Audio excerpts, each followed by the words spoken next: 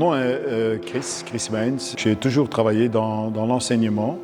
J'ai été professeur, j'ai été directeur à Anderlecht aussi, adviseur pédagogique pour l'enseignement catholique. J'ai travaillé sur la diversité, mais aussi sur la radicalisation. Et puis j'ai suivi une formation chez Bart Brandsma. Quand j'ai été pensionné, je me suis dit, écoute, je ne veux pas m'arrêter. Et c'est comme ça que je donne des formations pour l'Institut Hannah Arendt.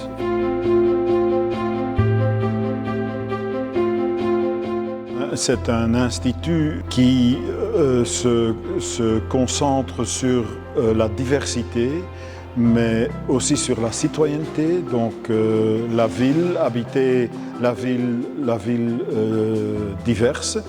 Et on a comme pour but de trouver le lien entre l'étude, entre la recherche et le plan pratique, donc le travail, faire des outils aussi et présenter les outils aux gens qui en ont besoin, et dans un contexte réel, mais aussi dans un contexte virtuel.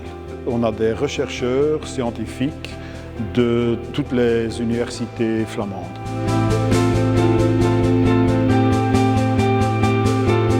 C'est une dynamique très normale, une dynamique positive.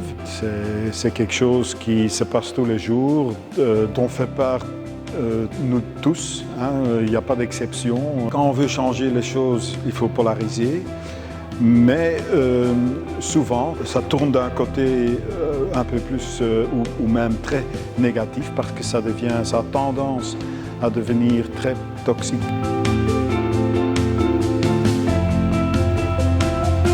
Quand on perd le sujet et quand on se perd dans le personnel, quand on ne parle plus de ce qui nous a mené à ce point, mais quand on commence à parler et à regarder, à voir l'autre comme un individu qui est surtout différent de ce que moi je suis, et quand je rends cette différence avec une importance extrême et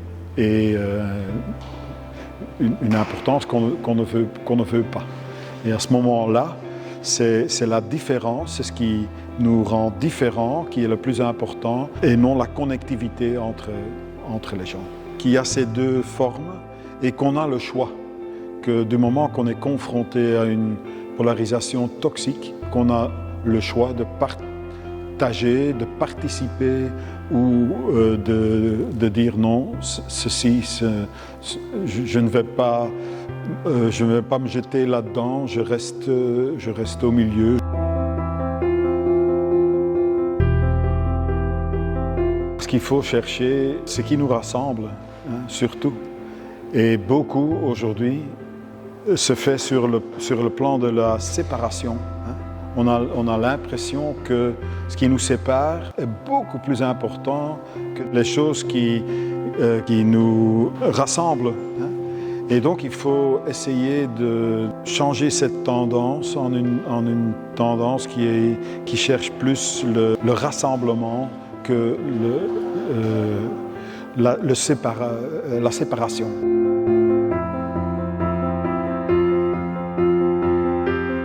Ce serait la volonté de toujours vouloir choisir pour le dialogue.